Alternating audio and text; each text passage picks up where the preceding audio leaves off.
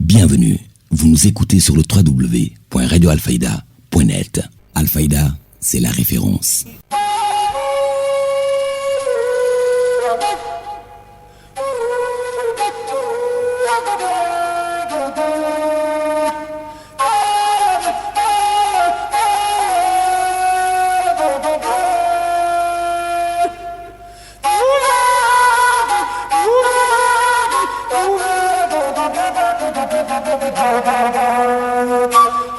salaamaaleykum mbokk yi yéen ñi taamu la référence internationale daal leen ak jàmm ci xabaar yi bu ngeen taxiloo tuuti rek ñu jukki leen di ci gën a fës bokk na ci gardien yi ci Kaolack seen ak métier jafe-jafe coono ñàkk kaaraange gu mat sëkk moom lañ ci dund amuñu cër ba ñu yellool waaye itam amuñu ndigal la ngi yore ngànnaay ba mën a aar seen bopp seen waxtu yéen ñuy liggéey bëri lool seen ak payoor néew lool ba noppi Sonacos yore leen boru ñaar fukki million terewul la ña nga ci mooy ba mu dëgër ngir ñàkk pexe daa ngeen ci dégg Cheikh Tidiane Diagne ëllëg ci àjjuma ji la député yi nar a wote projet de loi bi nar a indi coppite ci charte yi tënk député ca pencum ndawi réew ma ñenn ci askanu Kaolack nag indi nañ ci seen gis-gis bu ñuy gisee ne baax na ña sa des gis ne dañu bëgg a faagagal yenn ci ay député ci wàllu politique sàccuñu fenn ñu defuñu nag sudul noonu loolee di kàddu yi ñi nga xam ne rek mooy commerçant ngeen nekk ca marché syndicat bu Kaolack ngir rek am lu leen métti lool ci seen ak liggéey bokk na ci poste de douane bu ñu romb ci mim réew ñu fayeeku leen ña ngay artu nag ministre du commerce xabaaru bi ci réew daan ci ànd ak soxna Ngoone Njaay ren tàggat yaram Serigne Moussa Kane di yëgle kaay yi xëyee tey ji mbiru El Hadji Seydina Omar Cissé lay doon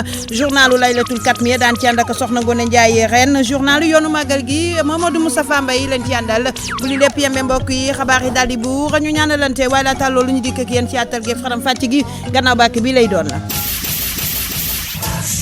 Le journal Ndeye Khady Sadio. dalee nag jàmm mbokk yi yéen ñi taamu la référence internationale kaddu gi di bàyyeeko fii ci immeuble Cheikh Imam Assane Cissé studio Ali Momar Lo jan ak man ci wàllu xarale gi ba dégg-dégg bi mën di leer di Codou Seck madame Keneme ña yore kaaraange yenn bërëb bi ci Kaolack ñu di leen woowee ay gardien ñoom seen bopp seen kaaraange ma ngay sooxe seen ak liggéey bëri jafe-jafe lool teg ci joxuñu leen cër ba ñu yellool waaye itam amuñu ndigal ngir mën a yor ngànnaay yi war Cheikh Tidiane Diagne. ñàkkum kaaraange gi jamono ji àgg na ba ci ñi nga xamante ne ñooy saytu wàllu googe ci guddi gi ci biir centre ville bu Kaolack ñi nga xamante ne ñoo di gardien yi jamono ji seen fit dalatul wax loo leen jafe lool ñoom ñi nga xamante ne seen liggéey dafa jëm ci wàllu kaaraange waaye kenn ci ñoom nangu see addu moom mi sax mu ngi wax ne tolluwaayu ñàkkum kaaraange gi jamono ji ci digg Kaolack jéggi na dayoo. centre ville bi luñ ciy gis mooy ñenn ñi nga xam ne bëgguñu dara tekkiwuñu dara ñoo ñëw ci taxawaal ci dëkk bi ay xaaji guddi ay 1 heure 2 heures 3 heures du matin di yoraare ay ngànnaay ñi yor paaka ñi yor ay butéel yuñ toj di wër di gens di tux yamba di jubale si nit ñi. li nu mel nag tax na ñu ne jamono ji gàddu pa ngàndaay ci seenu poos amatul la ngant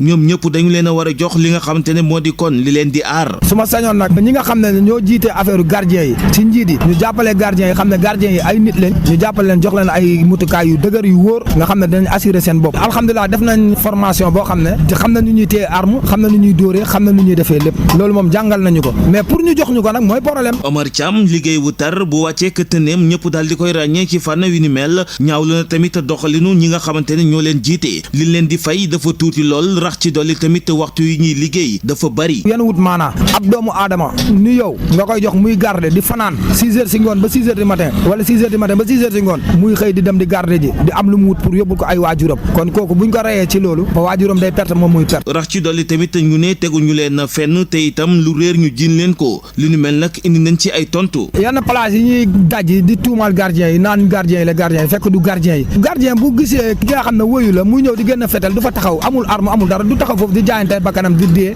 di perte day daw bala fa nga dajji li ngay dajji yóbbu ko bu boobaa ñu ne gardien la fekk da doon nelaw fekk nelawut ñàkk kaaraange moo tax mu daw mais bu amoon ay jumtukaay yu dëgër comme kee lu mu yor bu dóoree mu dóor kon yaakaar naa ne du daw. ñàkkum kaaraange gi ci Kaolack di law ba ci ñi nga xamante ne ñoo yor wàll kaaraange yenn société yi ci centre ville bu diwaanu Kaolack jamono ji nag ñu ngi sàkku tamit li nga xamante ne moo di wàll leeraay mairie bi gën cee farlu. li ñu bëgg nag mooy ñu jox leen digal ngir ñu mën a yore ngànnaay rawatina li nga xam ne rek mooy fetel ba mën a aar seen bopp waaye itam bërëb yañ leen di dénk soxla nañu itam ndimbalu takk der yi Pape Wagé jiite woon kuréel gi ëmb ñoom gardien yi doon itam ab chef d'agence ci ab société de gardiennage mi ngi ci micro Cheikh Tidiane Diagne. ku wax gardien wax arme ñàkkum kaaraange bi si dëkk bi bëri na trop ni dafa jéggi dayoo sax quoi mais xam nga agent de sécurité dafa am ay normes yu muy doxee mooy suñ gardien dañ leen war a doter ñu yor yor ay armes mais si biir loolu dafa am ay gardiens yoo xam ne bon parce que fii Sénégal lañ nekk mën a wax ne sa agence yi ay anciens militaires ngay jël loolu moo tax ñun en général suñu agent yi nga xam ne ay anciens militaires lañ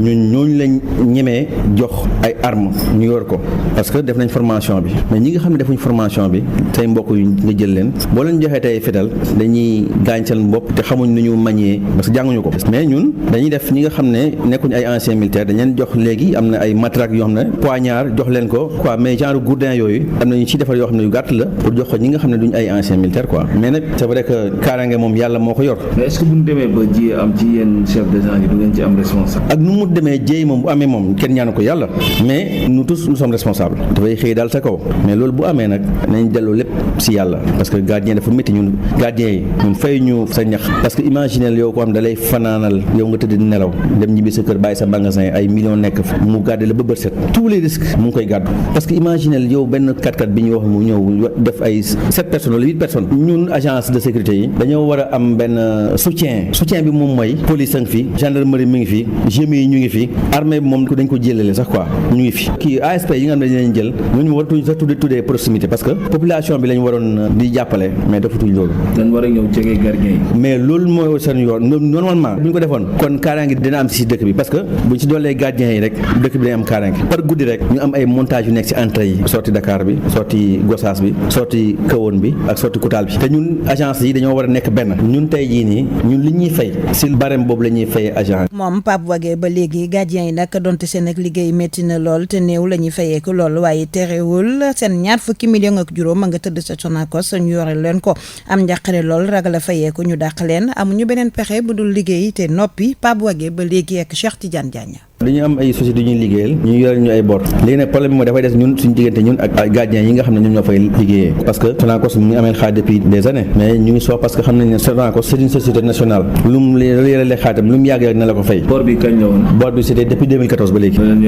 waaw 2014 ba léegi. depuis temps Jaber quoi dans Jaber la ñu yoroon xaalis mais c'était beaucoup d'argent Pape Dieng bi mu ñëwee wàññi na bor bi xam nga si 15 mois lañ jóge woon ba ci 6 à 7 mois Diagne Fada bi mu ñëwee rencontré ne ko moom fexe fay parce que dafa ñëw fekk Sonacos am fii bor bu bëri bu rëy wax dëgg yàlla mi ngi góorgóorlu parce que fay na bor Sonacos ba léegi Sonacos mi ngi à 16 milliards de dette la am fi ni te loolu du dara si Sonacos par rapport ak benn campagne rek mun na fay bor boobu. li leen yoreel ñaar. bon li ñu mën yoreel actuellement c'est autour de 25 millions à peu près quoi prestataires yi nekk Sonacos yëpp la ñu amel xaalis quoi donc du muy 3 unités yëpp Kaolack Ziguinchor ak Diourbel quoi ñun xam nga ñun malheureusement état jàppale wuñu quoi parce que état comme moom mi ngi ne day créer ay emploi mais ñun si wàllu la war a njëkkee mais ñun dañoo xam ne ay pères de famille la ñuy employé te ñooñu gannaaw yàlla yaakaaruñ dara lu lii day may toog souvent ak ñoom ñuy waxtaan donc ñoom comme ñoom nangu nañ supporter loolu rek man dama si ànd ak ñoom si loolu parce que tey jii nii mënoo nga dem si yoon ñu fay la sa xaalis léegi arrêté sa contrat nga jeexal tàkk mu jeex ñu fay la nga dem toogi nga lekk xaalis bi 1 mois mu jeex après looy def xam nga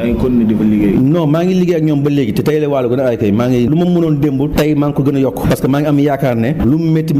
ëllëg dina changer te nekkul ne société boobu léegi parce que am nañ beneen société boo xam ne société bu mag la mooy Jetran ñoo defar train express régional TER tous les grands travaux de l'État ñoom ñoo ko yor ñoom ñu ngi liggéey ak ñoom actuellement ñu ngi ma mel 3 mois de salaire mais agent yi ñu ngi liggéey ba léegi c'est presque de 2 millions et quelques ca marché syndicat bu Kaolack ñoom ña ngay métti lu tolluwaayu koppar ya ñuy fay ci poste de douane yi ci réew mi ñeel seen i marchandises yéen ñi jëlee ca bitim réew mu toll ci juróom-benn fukki junni bokk nag ci la leen di gàllankoor tax ñu koy woo moom ministre ba ñu dénk wàllu njënd meeg njaay mi reportage Noa Biaye. jële marchandise ci ñeneen réew mi andi ko fi ci Sénégal dafa nekk jafe-jafe ci commerçant yi nekk ci marché syndicat bu Kaolack ñooñu sax ñaaw na bu baax lu ñuy far di fay ci dédouanement Abdoulaye Seck mooy président bu association commerçant bu marché syndicat bu Kaolack. li nga xam ne moom la gën a métti lu ci suñu liggéey ñun dañu am bagage yu jógee Mali maa ngi yónnee léegi 375 000 quittance de douanement orange danaa jox chauffeur bi lu mu dee 300 000 balaa muy agsi 300 000 yooyu su ma xamoon ci oto orange bi damay jël te lépp da nga koy joxee ci àll bi 30 000 25 000 poste douane boo agsi TS 30 000 te doo am benn këyit te yow benn saako boo ko ëppaloon retourné la delloo jëla Tamba ñun ñu ngi sarse 520 sacs dañ koy douane ba mat sëkk léegi 520 sacs bi nga quittance ko par benn saako ba mat di joxe chaque poste douane dafa bokk gàllankoor ci suñu liggéey parce que mënuñ ci am dara loolu lañ ci waroon a war 300 000 du xaalis si caaxaan boo ko génnee ci sartement orange li nga waroon a am jeex na dañu amul pexe rek. Abdoulaye Seck ak àndandoo yi ñuy ñaan ministre du commerce mu gën a andil saafara ci problème problème yi mel nii. ñu ngi ñaan ministère de commerce mu dimbali ñu ci loolu douane yi ci kaw yoon yi bu ñu fayee ba matal nañ ñi bàyyi wala ñu def licence 2000 fur yi nga yore nga xëy ñu gaare la ne la boo joxoo juróom benn junne doo fi joxe 8 heures jusqu'à 8 heures de soir nooy def doo ko joxe te dem TS bi 2000 doy na mais 30 000 yu amul papier jusqu'à Dakar loolu dafa métti ñun tey kenn fayu ñu weer ci suñ expérience ak suñ technique la ñuy dem lépp suñuy banque dem réew ak réew di feere da nga jóge ba frontière yi Burkina ba ngay ñëw Moussa la 50 000 ngay feere nga jógee dugg si sa réew gën a dee sàcc ñu fenn ñu dañuy liggéey pour suñ njaboot kese. lu ñu mun a wax mooy ni balaa solution bu daal di am ci jafe-jafe yoo xam ne commerçant ñooñu ñu ngi koy dund saa su ne mun nañ jàpp ñooñu dinañ continuer di dund li mel nii. jaajëfal la bu baax a baax Nouabia yi njiital marché ba nag ne donte seen doole bopp la ñuy defaree marché ba terewul soxna nañu ndimbalu madame le maire Mariama Sarr ngir am lii di gànnuwaay donte nag yàgg nañ ko joytu ndax loxol marché ba jógul benn yoon ci gafaga ak mairie ba buñ sukkandikoo ci moom Abdoulaye Seck ba léegi ak Nouabia yi. pour taxawu commerçant yi ci marché bi comme ñun ci la ñuy dund ñu mën a nekk bonne condition daal parce que tam am na loolu nit mënu ci dund parce que bu tawee dafay rabajoo léegi-léeg nga am soxla boo xam ne mënoo ci xaar état nga jël sa xaalis dem defal ko sa bopp ndax ñun fi nekk tan la léegi-léeg ñu sox sartement suuf comme état léppam ay programme ñun danañ ko yàkkamti ñu dem jënd suñ xeer ñëw sotti suñu amee yeneen hitte yuñ fi war a régler ñu régler ko ci suñu xaalis bi ma taxawee daal sama premier engagement loolu la woon yàlla dimbale na ma ci ba réussir na ba mu réussir itam garaate nañ suñ marché ba mu jeex tàkk salte bi fi ne yëpp bale ko ba mu set rempale ko grain ba mu fees defaat nañ 2 ans léegi nag salte bi feesaat na del de yaa ngi xëy fii 6 heures de matin jusqu'à 7 heures wala 8 heures nga nekk ko ci loolu mun na créer ay maladies am na jamono syndicat ay taal la defoon déeg spécial daf fi amoon mais loolu yëpp dindi naa ko problème douche yi nag bind naa maire def naa lu ne mais daal ba léegi jotagu ma tontu ba léegi maa ngi interpellé Mariama Sarr nu ma mën a dimbalee marché bi am douche bëgg naa lamp yi moom defar naa ko marché bi moom leer na yoon bi rempalé woon nañ ko grain mais bu tawee dafa am partenaire normalement su ñëwoon fi nekk benn rek xeetalaat ñu salte bi ci nekk après ñu jotaat suñ carrière bi ñu ci def rek ba tey amul benn problème parce que jamono neexul mais nag ba léegi mën na ko ñu am solution de marché bi day yokk koom-koom ci biir mairie bi tellement marché bu ñu ëpp koom-koom bëriwul bu nekkut premier mën a nekk 2e ba 3e de marché parce que ñun li ñuy recevoir ci bagage bi jógee Mali kenn mënu laay wax ni mu toll marché bi daal man bu ma sañoon mu nekk ci marché yi gën a taaru ci marché syndicat du Sénégal. Abdoulaye Seck da nga ñuy gunge ba Casamance foofee nekk askanu Néma 2 xëy na ñu wane seen ak naqar ne seen boolu mënukaay fees na te seen gox boobee nga xam ne feebaru màgget la foo laal day métti bi ci gën a fës nag mooy ñàkkum ndox ga seeni ay waajur di dund Mohamed Sagna.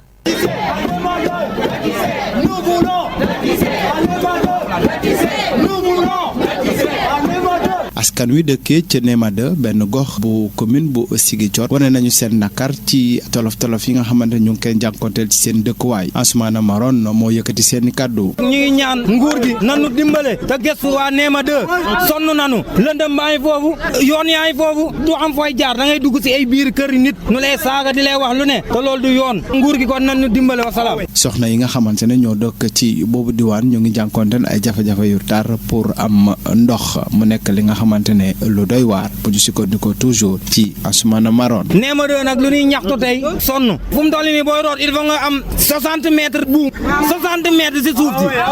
sunu yaay yaa ngi xëcc bay bu nga dee sonn nanu sunu yaay ay 6 heures du matin la ñu yeew di xëcc dafa métti nguur gi nan ñu dimbale nu gëstu nu même bu doon robinet sax mën na noo dugalal tuut nan nu dugalal ndax sunu yaay noppalu maire yëpp màgget nanu jaaduwut. ab mémorandum la ñu baaxeel autorité yi nga xamante ne ñoo nekk ci municipalité bu Ziguinchor.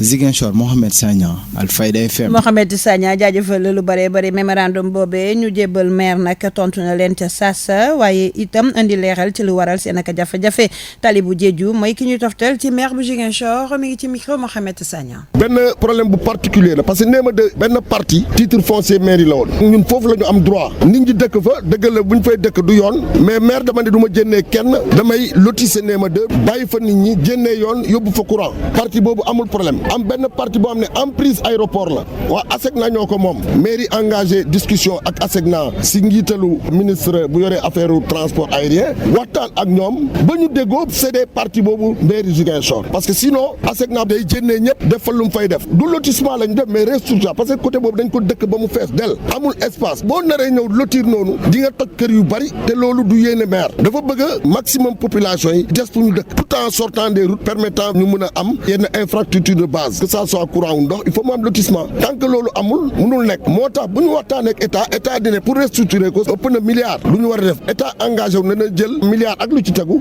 maire yi jël ay millions teg ko ci pour ñu mën a def restructuration bi ne serait-ce que semaine dernière maire Abdoulaye Baldé ñu ngi ci doon waxtaan mu ngi teg pression état bi pour ñu mën a def seen contrepartie bu ñu ko defee ñu engagé restructuration parce que yooyu dafa laaj ay jàngat yu bari bañ a toj kër yu bari rek moo tax parce que nit ñi dëkk nañ fay at troisième génération lañ ne nit du dëkk si benn gox 60 ans nga jékki-jékki ñëw toj ne ko da ngay dem feneen donc booy doxal nga doxal as néew pour bañ mu impacter si vie sociale u quartier bi loolu moo indi yéexaay bi mais lu ñu def ni yoon la comme ñun ñu teg pression ñun à notre tour dinañu gën a waxtaan ak ministre bi nga xam ni moo yore wàllu boobu. yéen a ngi déglu xibaar yi ci Alfayda FM 90.1. ñu ñëw ci pàcc bu yaatu bu ñu jagleel la mbiru yoon ay coppite yu yees yu ñu bëgg a indi ci charte yu tënk pencum ndawi réew ma yokkute commission yi waaye itam tax ñu woo député yi ngir ñu amal ab séance plénière ngir wote boobu les projets de loi fii ci Kaolack nag ñenn ci askan wi indi nañ ci seen xalaat mu waroo lool ci micro Cheikh Tidiane Sarr. règlement intérieur bu assemblée nationale maanaam bu pencum ndaw réew mi ñu nar cee indi ay coppite yooyu nag ñu nar ko indi ngir gën a méngoog constitution bu Sénégal. ñu amal ci sax ab proposition de loi jaarale ko ci loi numéro 12/2019 bu modifié waaye tamit complété loi organique bi nga xam ne moo fi nekkoon ci atum 2002 20 du 15 mai 2002 mu doon coppite boo xam ne nag bu ñu sukkandikoo ci ñenn ci askanu Kaolack yi nag ñu ne dara waralu ko lu dul rey yenn acteurs politiques yi nga xam ne bokk na ci muy Ousmane Sonko loolu la di gis-gisu l'homme d'ici fii ci diwaanu Kaolack. Malaw taxaw na biir ensemble nee na moom xoolal ensemble ko lool Macky Sall la député lu ñu fa nekkee ay tàcc lañ fa nekkee voilà purification bi lépp nekkul dara Sonko lañ bëgg a rey te Khalifa Sall ñoom Macky Sall jéem a créer beneen pignon pour teg. waa ji moom turam moo di Samba Sarr ab conseiller municipal la ca commune bu Ndiafate moom lu mu jàpp mooy dëgg la baax na ñu indi ay coppite waaye li ko gën a am solo mooy fexe ba respecter suñuy texte. loi moom defar ko du problème ndax tëgg loi te respecté wuloo ko loolu amul sens man dama yaakaar ne li am solo mooy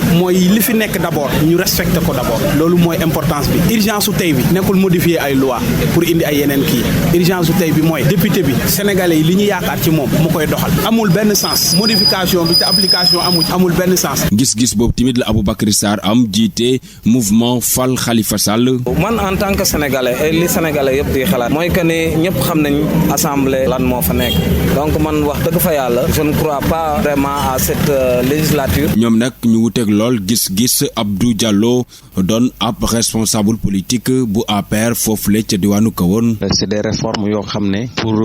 gën a méngoleel assemblée nationale ak constitution bi dindi nañ poste premier ministre donc loolu il faut ñu changer gis nañ ne encore commission yi biir assemblée nationale fukki commission la woon ak benn fu mu nekk nii dana dem bi fukki commission ak ñeent donc loolu yëpp ay changement la yoo xam ne lu war a tax ñu woo député yi ñu liggéey ci. règlement intérieur bu assemblée ñu war ko modifier yokk commission yi mu doon ab coppite boo xam ne bu ñu sukkandikoo ci ku fi doonoon député di Thierno Bocoum mu ne lii yëpp boo ko gisee doonul lu dul fexe ba xeex ñenn ñi waaye tamit gën a dooleel ñi nga xam ne ñoo ànd ak président de la république di waa majorité bi. jaajëfal bu baax a baax Cheikh Tidiane Sarr dañuy bàyyi pencum ndaw yi réew ma dellusiwaat fii ci Kaolack dem ca tribunal grande instance bu Kaolack ñay naxaate fexe ba jël koppar ya nga denc ci sa compte démb foofee ca tribunal grande instance àtte nañu fa mbir mi ni mel soxal ñaari xale yu góor kenn ka am ñaar fukki at ak juróom-ñeent ka ca des nag am ñaar fukki at ak ñaar ka am nag ñaar fukki at ak juróom-ñeent di wuyoo ci turu Maktar Anne moom yoon daal dina ko ci daan ñaari atu kaso ya muy tëdd waaye itam ndàmpaay juróom benn fukki junni leeral yi dañ ci ànd ak soxna Ndeye Fatou Cissé yi ñu ko doon toppee te taxoon ak taxawam démb ca kanamu tribunal ba prévenu bi di Maktar Anne la mu wax mooy ne xamu ci dara li mu xam mu ne mooy liggéey wàcc ñibbi dossier beek enquête bi nu mu demee safaan ba la wane ci lu leer di kàddu ka ndawal ministère public mi nga xam ne ci réquisitoire am gannaaw ba mu sàkkoo bàyyeeka Mokhtar Sakho ci mbir bu ni mel ndax mu ne bu dee ni kookee xamante naa ka Mokhtar Anne ñooy ànd ñoo bokk li ñuy def te saytu yu Sonatel la wane na itam ni seeni jokkoo ci téléphone bi bari na du benn preuve buy wane ni ñoom ñaar ñooñee dañoo booloo woon di def ay ñaawteef ak njubla nga ka tappale jëmale ci nit ñi lekk seeni alal moom procureur daa wax ni kon kii di Mokhtar Anne képp mooy ki nga xam ni moo def ci lu leer mbir yi tax ñu am lanteeg yoon maanaam def ay pexe ba dugg ci compte Orange Money jàmbur jël fa ay koppar yu toll ci 200 000 ak yu tegal te loolee mu ne réquisition yi Sonatel def wane na ni ci diirub ñetti weer képp juróom-ñetti fukk ak juróom-ñeent ci ay puce dugg nañu ci téléphone Mokhtar Anne li mu nit yi mu nax lu mu néew toll ci juróom-ñaar fukk ak ñett koppar ya mu jëlee ci ñoom lu ëpp $2 millions Sonatel ci boppam moo am ay fay ak service boobee di Orange Money di yenn ci kàddu ko avocat ba doon layal prévenu yi leneen lu mu ca yokk jëmale ko ci tribunal bi mooy ne këru àtteekaay boobee amul benn firnde ngir dëggal ne ay client wam ñoo def li ñu leen di toppee lu ko jiitu nag avocat ba doon défendre Sonatel ci dossier boobee ni mbir yu ni mel day yàq image yu kër googe xam ni sax la muy sàkku mooy ay daan ngir sanctionné jëf yu ni mel tribunal ma joxe dogalam ca saasa nag daa topp procureur ci réquisitoire am jibal bàyyeek Mokhtar Sakho kii di Mokhtar Anne mu jibal kon ci kawam ñaari at yu muy tëdd ak ndàmpaay bu muy fay victime bi te toll si lu ëpp 300 000 francs ca mbir yenu càmbar démb ca audience TGI bu Kaolack bi nag bokk na ci mbirum yàmba te ngir toox egg ba ci jaay ca ña taxawoon ca kanamu àtteekat yi nag ngir deli bu ni mel ab góor buy wuyoo ci turu Mor Gueye juróom-ñaar fukki at ak juróom la am bulet muy jaay yàmba ca la ñu ko jàppee di la mu wax démb ca àtte ba ñaari at yu muy tëdd la tribunal ba jibal ci kawam. jaajëfal la bu baax a baax soxna Ndeye Fatou Cissé foofee ca tribunal grande instance la ñuy descendi àtte nañu fa itam ba l'étudiant moom la ñu ko doon toppee nag mooy wàññi sutura benn xale bu jigéen ba mu doon àndal sàkku ci moom mu defal ko ay vidéo ndaw sa daal di ko koy nangul ba noppi waaja jël vidéo ba fu nekk mu wone ko fa moom nag procureur sàkku na ngir ñu tëj ko 7 atu kaso fukki fan ak juróom-benn nag ci weer wi ci lay xam ëllëgam ndax ci lañ ko naxa àtte puis nag ab jàngalekat la moom nag la ñu koy toppee mooy mbiru viol ci benn jarbaatam boo xam ne moom moo ko yaral boppam jarbaat ba nag fukki at ak juróom képp la am waa ji nag am ñeent fukki at ak juróom benn am ñaari soxna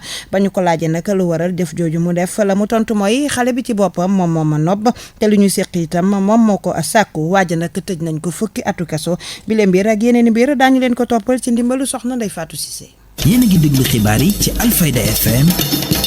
90.1. dañuy dem ca Vélingara foofee nag ab lu tàggatu door nañ ko fa mu nar a dem nag ba juróomi fan ci ndimbalal conseil communalu ndaw ña ci seen lëkkaloo ko GIZ ak waa ANPEJ li ko wundu bokk na ci taxawu ak jàppale ndaw ñi Chérif Alhassane Diawo di secrétaire général bu conseil départementalu Vélingara mi ngi ci micro Babacar Diouf. tey dañuy ñëwoon fii pour ubbi benn atelier de formation boo xam ne conseil communal de la jeunesse moo ko initié ak partenaire am bu tudd GIZ mooy allemand yi ak ANPEJ. ñaari kuréel yooyu ñoo leen accompagner ñoo leen financer pour ñu defal formation xale yi fii wàllum entrepreneuriat xale yi ñu ngi leen di former fii préfet bi ak administration ñoo ma yëbal fii pour ma teew fii ubbi session de formation bi tey ñu ngi fii pour 5 jours pour dimbali xale yi pour ñu am ay jumtuwaay pour mën a su formation bi pare bindal seen bopp seen projet wutal seen bopp financement ñun nag dinañ taxaw pour accompagner leen pour ñu am financement dañu bëgg a dimbali xale yi pour ñu xam ñëpp mënuñ am emploi boo xam ne emploi salarié la salaire donc am na ñoo xam ne war nañu taxawal seen entreprise ñu liggéeyeen seen bopp loolu mooy auto emploi loolu moo waral formation bi ñu am nii. aada ak cosaan ku ko tudd sam xel dem ca Gandiaye ndax bokk na ci taarixu réew mi waaye itam fii ci Saloum ci fànn boo laal tax rek ñu fonk ko lool ba samp fab gouvernement cosaan waaye itam comité bu ëmb mag ñi ñu jox cër lool itam buuru Gandiaye buñ sukkandikoo ci Babacar Mbodj mi ngi ci micro Noabiaye. patrimoine culturel bi am Gandiaye mën naa la wax ne pratiquement amul fii ci Sénégal ci benn gox maanaam ci wàllu histoire lu bari daf fii jaar ñi nga gis fii yëpp ñuy wax les Bamba Diakhou Lat Dior si jëmu boppam ñooñu ñëpp ils sont passés par Gandiaye ba ci ñoom Maysa Wali alors donc moom dafa bokkoon ci province su Saloum yi mais aussi amoon particularité ci biir province yi dans le Saloum c'est-à-dire que moom moo nekkoon le grenier même du Saloum même gis nga le Bour Saloum li ñuy wax poudrière nationale maanaam l'armement sur le plan aussi agriculture sur le plan pêche élevage yëpp Gandiaye da ko am de sorte que moo nekk fi nga xam ne nii franchement suñu patrimoine culturel bi dafa bëri lu mu lamba malheureusement nag ñu ngi ci parce que soo gisee ñuy garder ba léegi le nom de Bour Gandiaye di suñu coutume bi ak les valeurs là ñu koy dundaat ba léegi c'est parce que ñun dañu am authenticité boo xam ne dañ ko bëgg a denc parce que mu ngi jëriñ dëkk bi su ma la waxee ne la fi mu nekk nii am na fi un gouvernement traditionnel bu fi nekk mais aussi am na fi un comité de notable parce que gouvernement traditionnel bi loolu mooy cosaan bi nga xam ne moom moo doon administration wu dëkk bi donc mooy Bourga Ndiaye le Jaraaf le Farba le Sandigi le Dialigui ainsi de suite alors ñooñu ñëpp kenn ku ci nekk dafa am sa rôle booy jouer jusqu'à présent ci dëkk bi alors le comité de notable aussi dañ ko créé woon c'était en 98 par rapport au dérapage yi faral di am aux élections ci élection législative en 98 yi lañ ko organisé woon mais siège social bi aussi dañu ne nañ ko def kër Bourga Ndiaye nga xam ne ni foofu neutralité bi nekk foofu amul fenn kuy ñëw bu la neexee parti boo mun di bokk mën nga fokk mais su comité de notable yi wootee nag fii pour li nga xam ne ay situation dëkk bi la boo ñëwee bu ci buntu kër gi nga lonk sa étiquette parti suñ ñëwee fii on ne parle que du développement de Gandiaye et que di koy développer. xabaar yi bitim réew. xabaaru bi ci réew soxna Ngoné Ndiaye ren la ñuy àndal wër àddina na fan lañ koy dooree. Ndeye Khady xabaar yi bi ci réew yi nag tey dañu koy dooree ci Tunisie ak ka nga xamee ne nag moo di Nabil Karoui gannaaw ba nga xamee ne nag dañu ko tëjoon ndungu siin ñaar fukki fan ak ñett ci weeru ut gi la ñu génn ni ki démb nag daal dinañu koy bàyyi ngir mu ñibbi ci ay mbokki boppam waaye nag ba mu génnee ca boobule kaso tertoo nañu ko nañuy teeroo buur ci pàttali nag moom Nabil Karoui moomule nga xam ne sax moom la ñuy wooyee homme d'affaires waaye tamit nag mu nekk koo xam ne bokk na ca jongante tànneefu njiitu réew ak jongantey duppute ya bokk na ci ñi nga xamante ne rek war naa dem deuxième tour élection ya ñu doon amal foofule ca réewum Tunisie. xabaar yi bitim réew. ñu dem ca Soudan du Sud foofee nag ku jégg nga xam ne itam nag dañoo armé wu ñoom nag ni ki démb gàntal nañu seenu ko wàll jëmale ca nag xaatim ak déggoo ga ñu seqoon ak digganteeg njiitu réew ma di Salva Kiir nga xam ne nag moo doon ne sax dañuy bokk ca gouvernement d'unité nationale ba ñu bëggoon a samp ci weer wi la ñu jëm donte sax nag at mi weesu Riek Machar di jiital waay fipp ya ak nga xamante ne moo di président ba di Salva Kiir déggoo woon nañu ci ne rek daanu weer li di ngànnaay yi waaye tamit daanu xaatim ak déggoo goo xam ne ñoom seen bopp ñoo nar a nag pàccoo la nga xamante ne rek moo di nguur ga loolee nag ña ngi ko amaloon caat mi ñu weesu waaye li ñu gis mooy ne daal ba jamono jilee furaas ci mboolem déggoo yoo xam ne rek tegoon nañu ko ca kaw table ba. xabaar yi bitim réew. ci Burundi foofee nag ñeenti nit la ñu àttee démb daan leen ay ati kaso yu bari gannaaw ba nga xamee ne nag dañ leen tudd rek ci faatu koo xamante ne itam dafa bokkoon rek ca ku jëg politique ga ca moomu leen réew ñi def lu ni mel nag seen lim jàppaleen ne rek ma nga toll ci ñeent tey tamit ñu nga bokk ca parti ba nga xamee ne moo fare ca gouvernement ba tey wuyoo ci Imbonerakure ñoom nag ñu ngi leen tegoon loxo rek ci weeru août gi ñu weesu. xabaar yi bitim réew. ñu dem ca Tchad foofee nag lépp luy dem gaak dikk ko bagage yay jaare ca douane ñoom nag ña nga xamee ne itam ñoo fare ca googule wàll bëgg nañ ca rek ak ñoŋal ba tax na nag gouvernement ba daal di samp ab bànqaas bu yees bu toftalu ci douane lépp nag ngir faj mer ak l'opérateur économique ya foofule waaye tamit fexe rek bëgg na ñoŋal douane ba tamit nag wàllum importation ak wàllum exportation yi mën a yemb ak i tamit ñu yembal gaawal jéego yu soxal l'autorisation gu mën a tax ñu génne mbaa ñu dugal ay bagage. xabaar yi bitim réew. fekk ca jamono joojee nag dëkk ak réew yi wër Nigéria bokk na ca nag Bénin ñoom nag seen i dëkkandoor yooyu lee ñu ngay yuuxu wàllu ndax nag ba ñu tëjee seen frontière boobule nga xam ne moo di frontière bu Sémékraké ba tey jile loolee tamit daal di nay tàggatee mbel lu bare bari ci seen wàllum demlante ak dikkalante waaye tamit nag ci wàllum njënd ma ak njaay ma foofule mu nekk daal loo xam ne boor bu nekk ñu nga koy yuuxoo foofule ca dëkk ya wër Nigéria. xabaar yi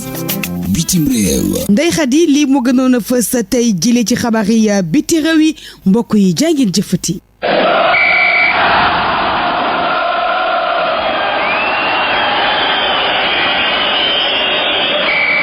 xabaaru tàggat yaram.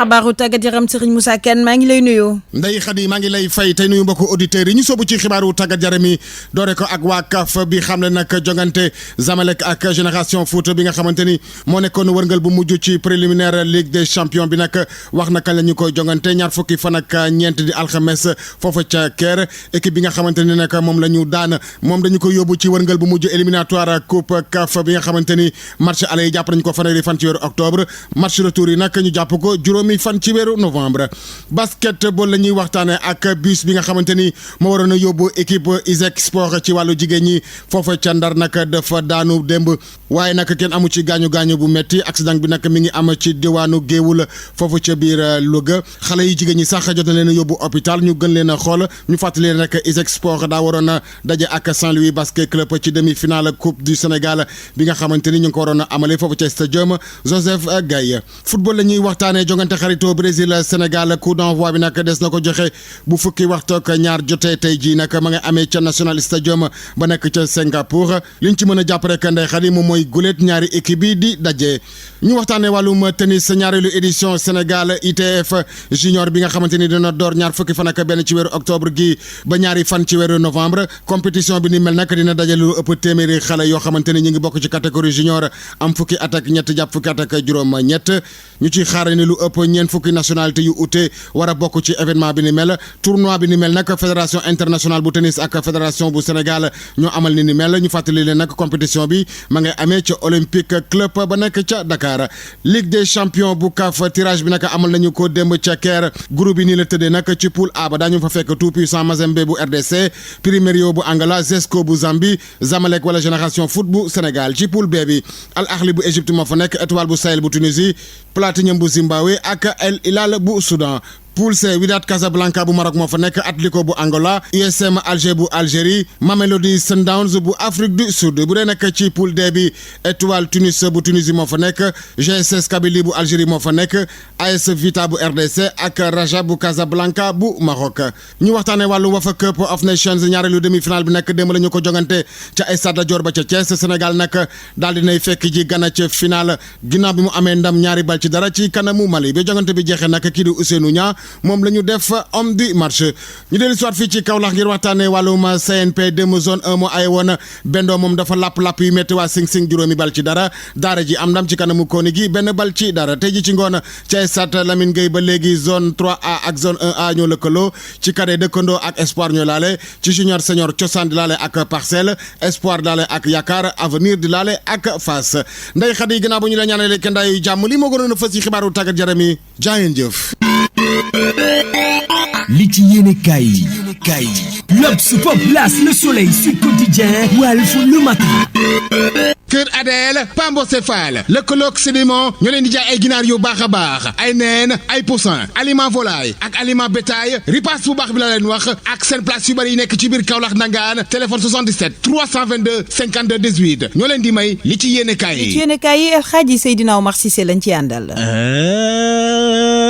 lan bikum lu mësta am PS jigéen jiite leen soxna Aminata Mbengue Ndiaye moom la nu tabb mu wuutu Ousmane Tanor Dieng ca bopp PS Le Quotidien yéene kaay ñi ko xamal ne nag fa koo téye rek téyeb négandiku ngeen déggee ci ne ëllëg carte gi mën naa soppeeku keneen wuutu Tanor Dieng Les Échos yéene kaay na waa comme nag amalaguñ congrès démb fañ doon réunion rek ne Aminata PS a ngi noon téye waale ko ñun ñëpp ñu ngi sa ginnaaw démb sa yaram yow fay daw ndax ay jooy ay kaddu yu daw yaram moo fa xamoon Aminata Mbengue nag nee na leen man damay boole ñëpp ñu ànd liggéey ginnaaw bu ngeen ma falee keneen ku ñu fal mooy njiit réew mi Macky Sall ñi ko fal nag mooy réewu Afrique njiit réew Macky Sall la ñu jël na ko ren yow yaay doomu réewu Afrique bu gën a fës ci wàllu pétrole ndax yoon wi nga teg Sénégal ci seen pétrole bi lépp normal Le Soleil yéen a kaay ñi ko xamal mel ni ku naan ñu Macky amati na ndam Tribune yéen a kaay mel ni ku naan ko xanaa bitim réew la ko amee waaye fii Sénégal Macky amul fi ndam de rawatina nag lam defoon ca IPRES Lamine Dieng mam faloon gaaña folli nañ ko buddi sànni ca biti Cheikh Gueye moom la ñu fal fi mu toll ni mooy njiital IPRES L'Évidence yéen a kaay dëggal ko na IPRES kay carte ga fa faa jaxasoo pexe mi nag muy solution bi gars yi na neen Cheikh Gueye la Walfadjri yéen a kaay na syndicaliste jotaat nañ seen doole ca IPRES Dakar Times ne Racine Sy kay moom la ay pexem sotti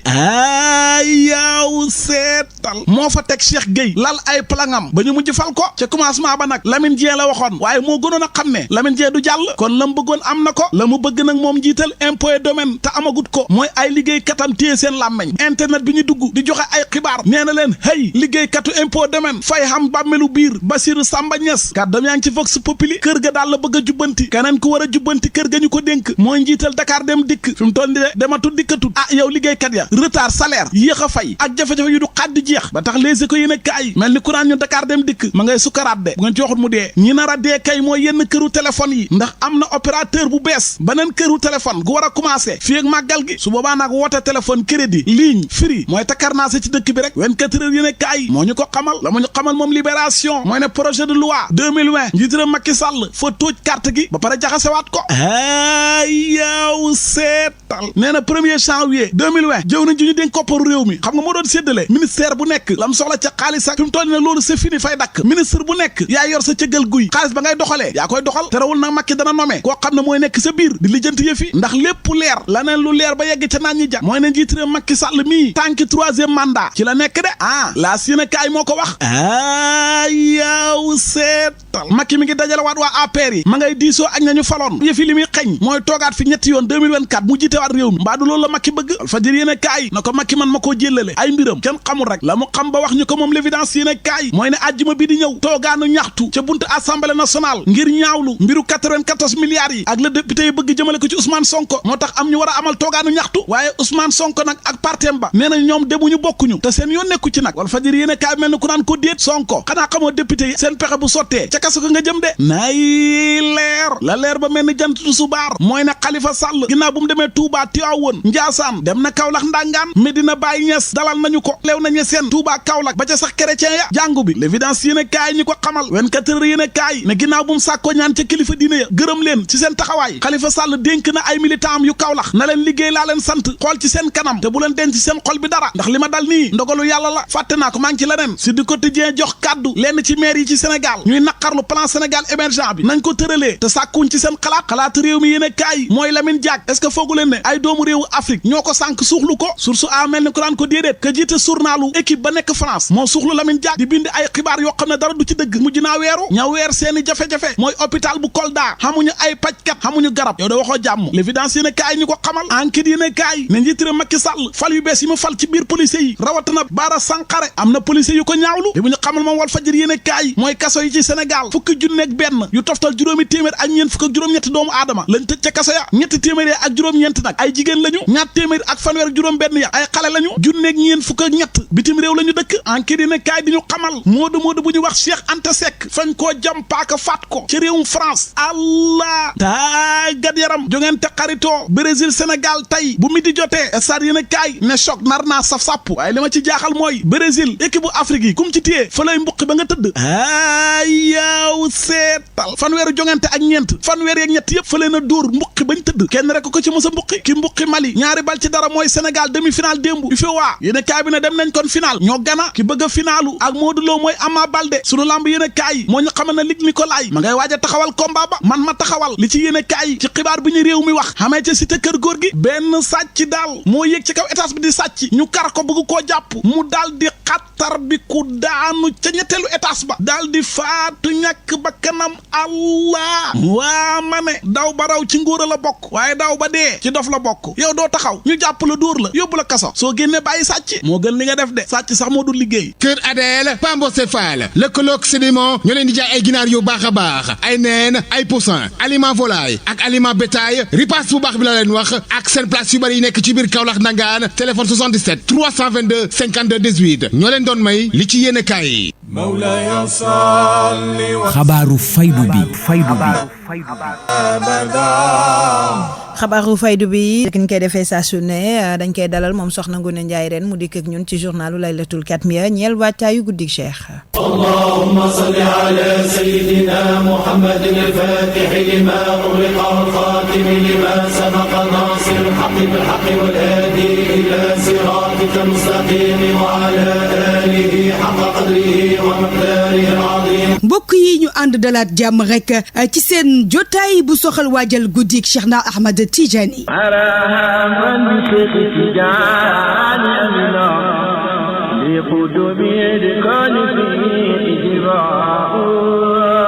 ca daayira ëxlul maxabati wal xurba la ñu koy dooree foofee nag lépp luy ay jéego rek noppi na ngir dalal taalibe yaak gan ña fa war a ñëw ba tax na ñoom ñi ngay biral seenu ko wootee Ibrahima Padane moo yore wàllu wu ni mel mi ngi ci micro Cheikh Tidiane Diagne. ñu ngi oote nag mboolem koo xam ne jullit nga foo mën a nekk ci àdduna bi ñu ngi lay oo ci bés boo nga xamante ne Laylatul Katmiya boo xamante ne at mu jot tey nekk yokkute ci diine day nekk yokkute ci tarix bi day nekk yokkute itam ci faydu bi di oo mboolem mbokk taalibe bi fu ma nekk waa Dakar waa Banjul waa Casamance waa Kër Birane Dieng waa Sëñ Njànko waa Kër Bakar Kaolack kat foofu taalibe mën a nekk rek ñu ngi lay oo ci bis boobu nga xam ne bis la boo xam ne yokkute la ci diine islam yokkute la ci umma islam yokkute la tarix bi yokkute la ci diine bi ñu ngi leen di oo mayuñ kenn ngànt képp koo xam ne ñëw nga rek sa aajo dina faju ñu ngi nuyu suñu Cheikh Morobe Cheikh Mouhamad Cheikh Ndiaye ñi nga xamante ne ku baax la ku yaatu la ku lewel la ku béeku la ku mën a boot nit la ku mën a dimbale jàngalekat la yarekat la itam ku mën a dimbale itam soxlay doomu aadama yi ñun daal gëm nañ ni képp ku fi ñëw sa aajo dina at mu jot dañuy yokkute yàlla ñu koy ñaanal yàlla defal ko tawfiq tey si dëkk ñoo fi déggee chaque année. maanaam loolu moom damay xayma rek waaye kenn mënu xam daal kenn mënu xam ci xayma daal lu mu dee au moins ñu daal mat àdduna bi yëpp mboolem région yi ci nekk Sénégal dinañ teew waaw nekkul moo xam ne nit mën na ko compter su ma compter damay juum Amérique Espagne Italie fu nekk taalibe ñu ngi foofu di góorgóor di yaxantu kenn ku ci nekk bis bu yaa ngi koy bis bu jotee ba Angleterre am na taalibe yoo xam ne ñu ngi foofu kenn ku nekk bis bu ñu ko jàppee kenn noppalu ko loolu si tere mooy taxaw fexe ba guddi gi taxaw luñ mën ñun taalibe yi ñun la ñuy fekk si nañ góorgóorlu des ca leew naña seen góogule ba tey lu gan ña bari ak lu dem gaag dikk ga dox ba yegg ci lool du tax benn yoon dawalkatu Jakarta yi fare foofule yokku seenu ku paas lu ni mel nag ka ko xamle mooy Mamadou Moustapha Ndiaye ay kàddoom Cheikh Tidiane Diagne moo ko taataan. ñun nag yàlla dimbale nañu sëriñ bi suñ sëriñ la ñun duñ yokku paas ci guddeem duñ yokku paas ci guddi yónnent bi sax duñ ci yokku paas ñun yàlla def na ñun noonu la ñuy liggéeyee fii su fekkente ni nit ki am na li koy yóbbu fi muy dem rek dafay dem incha allah ci kàttanu yàlla duñ yokk benn tarif rawatina nag Baye Modou nga xamante ni ñun ay jarbaatam lañ ay taalibeem lañ su fekkente ni xewle na kenn warta ñëw ci moom ñuy yokk tarif ci moom loolu moom du doon taalibe sax loolu moom du yëf taalibe fii lew na xaw naa bëri ale benn ngi nii suñu kanam benn ngi fii ci gannaaw ci koñi armel yi mais arrêt yooyu yëpp dinañ faral di gis seen bopp ci guddi gi daal sant yàlla bu baax a baax. seen mbokki taximaan yi aussi di ngeen leen fiy gis. waaw dina am ay taximaan parce que am na ñoo xamante ni ñëpp mënuñoo jël vélo am na ñoo xamante ni taxi la ñuy jël di nga gis ay taximaan gaare fi wàcce client wala taximaan gaare fi yëpp client wala sax benn borom vélo dem ci tali ba jël taxi indi ko mu yóbbu nit loolu yëpp ci liggéey bi la bokk. ñu leen di wax sànq ne léeg-léeg accident yi yéen a koy amal daw ndànk bi loo ci ñaax sa mbokk yi. waaw loolu moom dëgg la borom vélo moom kenn mënu koo miimal ndax ci laa bokk te li may wax toujours am na ñoo xamante ni chaque jour sooy xëy di nga gis ñoo xamante ni jóguñ pour liggéey mais dañuy jug pour fo te machine du fowukaay loolu mooy indi yenn jéye yi loolu la ñuy ñaax bépp borom jakarta boo xamante ni mu ngi ñuy déglu tey di wax ni nañ def ndànk parce que tamit mënuñ fuñ toll ñu ne borom jakarta yi te loolu tamit kenn mënu ko dindi ndax yow mi borom jakarta léeg-léeg nga daw mbedd ba mu yàgg nga gis borom jakarta bu la def jëf joo xam ni soo àndutoon ak sa sago rek musiba lay jur yooyu yëpp foog ñu ciy bàyyi xel. Mouhamadou Moustapha Ndiaye ka ñu war a bàyyi xel wala la ñu war a bàyyi xel nga xam ne moo tax ñu tax bay taxawal guddi Cheikh googule ana mooy kan moom ma bàyyi waxoon marhaban moom góor gu sell googule Cheikh Tidiane Sarr. mu nekk ku sell Cheikh Ahmed Tidiane Chérif radiyallahu anhu doom ci ku màgg ka borom xam-xam ba di Sidi Mohamed ibnu El Mokhtar Tidiane ak soxna Aïcha moom nag Cheikh Ahmed Tidiane Chérif mu ngi judd ci atum 1737 1738 tombeek 1150 ci atum Égir ñaari waajuram yooyu yëpp nag seeni waajur ay borom xam-xam yu mag lañ woon ñu ràññeeku ci jamono Seydina Ahmed Tidiane di ab shérif pur boo ko xoolee ci ay maamam yu góor mën ngaa dem ba ci Seydina Ali ak soxna Fatimata jaarale ko ci seen doom di Hassan shérif bi mu doon shérif sax sang bii di Seydina Mohamed sallallahu alayhi wa sallam moo ko dëggal laata mu koy wax ne sax sa soqeekoo ci Hassan di doom ci Ali loolu lu wër la Seydina Cheikh Ahmed Tidiane Chérif nekkoon ku bëggoon xam-xam ku sell famem yépp bëggoon nag li nga xam ne mooy alxuraan ci juróom-ñaari at sax mu mujj mokkal alxuraan door njàngum fiq jaarale ko ci école imaamu Malik moom Cheikh Ahmed Tidiane nekkoon na koo xam ne teel na yeewu lool ci àdduna ñu xam le ne moom mësul tardé njàngam te it lépp loo xam ne dooroon na ko da koy yeggali nekkoon ku mënoon a sàkku xam-xam ba yàlla jagleel ko lu nu mel moom Cheikh Ahmed Tidiane Chérif radiyallahu anhu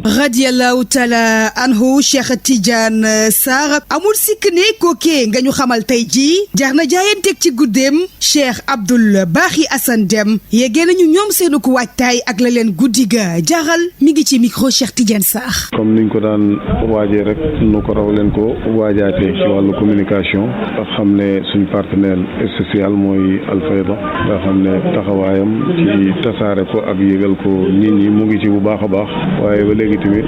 ci mboolem xeeti yëglekaay yi ñu ngi ci bu baax ak carte yi di ko séddale comme ni ñu ko yëgalee tamit kilifa yi nga xam ne war nañ leen ko yëgal li waaj pour ñëw ci ay soppeek xarit ak ay taalibe macha allah ñu ngi séntu gan yu bëri alhamdulilah commission bi taxaw na li ñu war a def ñu ngi koy def ci préparer gan yi fi ñuy dal waaye tamit seetal barab bi ba léegi tamit waajal tamit bés bi ci jàng ay salaatul fatih li maa xuliqa jàng tamit ay kaamil addiyal ko Mawlana Cheikh Ahmed Tidiane radiyallahu anhu waajalee ko ba léegi tamit ci joxe xam-xam ci Cheikh Tidiane yi ak tarixa bi ak góori tarixa bi ak mboolem xalifaam yi bés boo xam ne la bés bu bëri ngëneel la bés bu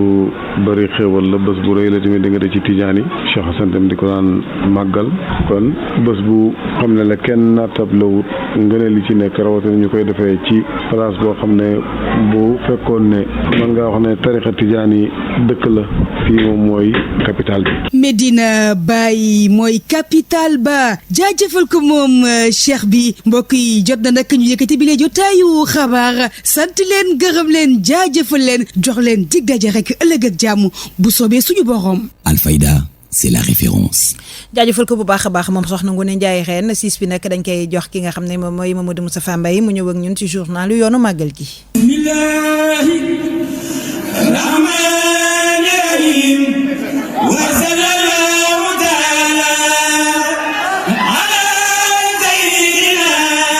mbokk yi jërë ngeen jëf am mbégte loolu di ànd ak yéen ci yoonu màggal gi fukkeel bi numéro jamono ji ñu àddu ngeen di teewlu dëkk bu sell bi nit ñi ñuy commencé di ñëw rawati ñi nga xam ne ñooy jaaykat yi waaye kilifay politique ak aada yi jamono ji ñoom it ñu ngi ñëw di seet si Serigne Mountakha Mbacké yoonu màggal gi dana diglu ki nga xam ne mooy Abdoulaye Makhtar Diop grand Serigne de Dakar mu yëkkati ay kàddu yu rafet jëmale ko ci Serigne Mountakha Mbacké waaye dana diglu Assome Diatta moom mi nga xam ne mooy jëwriñ ji nu dénk mbirum njaay may génn mi mbokk yi salaamaaleykum wa rahmatullah taala wa barakaatuhu.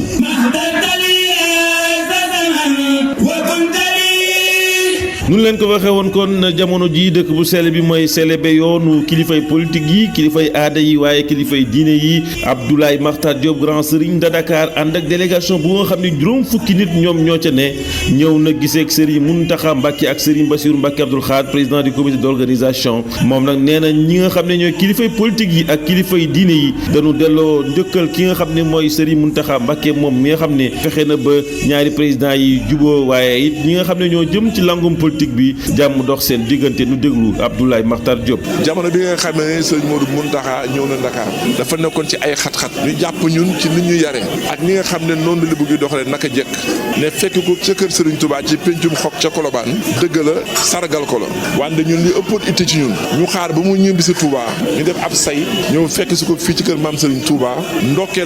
ndokkale ko ci taxawaay bi nga xam ne suñu borom bi moo dogal mu taxawee ko ba Masaalikul Jinaan ñu ubbi ndax ginnaaw Serigne Saliou Serigne Bara Serigne Sidi Mokhtar yàlla na yàlla dolli seen leer Masaalikul Jinaan ci ay loxoom la jëlee ñu wax ko ne ko ñun Masaalikul Jinaan fi ñu ko tabax penc la moo xam ne magu Lebu yi lu ëpp juróom fukki at fa lañ daan jullee it foofu ñu tabax Masaalikul Jinaan fan la mag ñi daan jullee Tabaski di fa jullee Korité ba at mi nga xamee ne weccee nañu suuf si ak Senghor jël foofu jox ñu parc Amazout kon gis nga fa ñu tabax Masaalikul Jinaan dogal suñu borom ñu xamal ko tamit ne ko Serigne Touba digganteem ak suñu ay maam mu nga ca Jazaakul Shakoor mu ngay wax ca mbind ma ne ba mu ñëwee Ndakaaru gis na maam mu ñuy wax Moussa Diagne ma paate Mbaye ko boole mu ngi ci Jazaakul Shakoor li may wax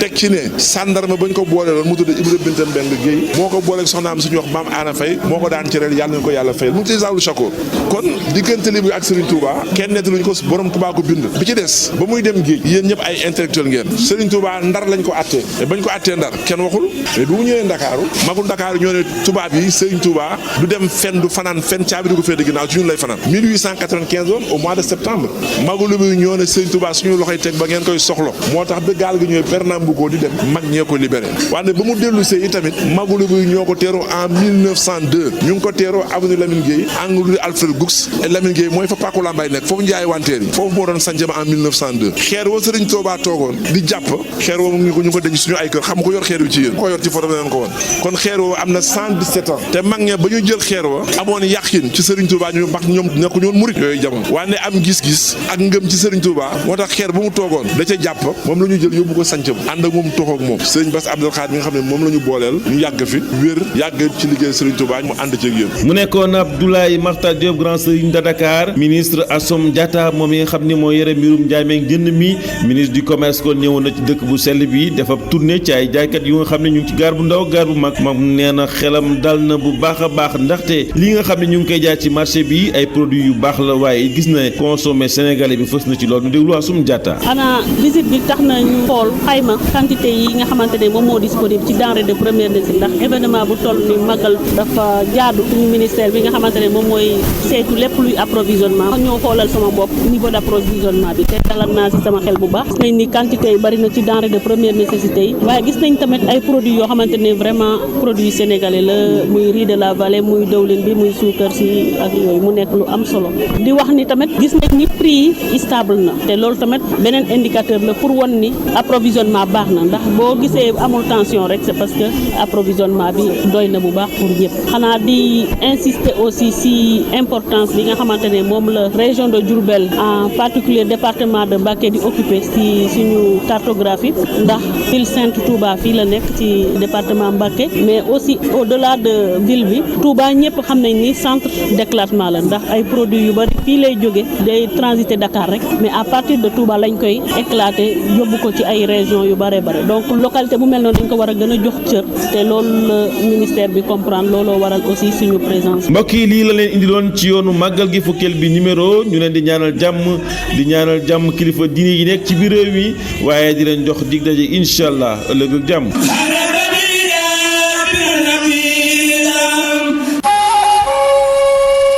jaajëfal ko moom Mamadou Moustapha Mbaye ak Soxna Ngoné Ndiaye ren jaajëfal ko moom mu nekkoon ci xarale gi di Codou Seck madame Keneme jaajëfal leen yéen itam fare woon ci déglu bi di rafetlu ànd beeg la référence 90.1 wéy leen di ànd ak suñu ay programme ndax seen kóol rek seen kóolute leen i sago kattanu yàlla kaaraangeem la ñuy dimbali ko jaa ngeen jëf. Le journal Ndeye Khady Sadio. Bienvenue, vous nous écoutez sur le www.radioalfayda.net.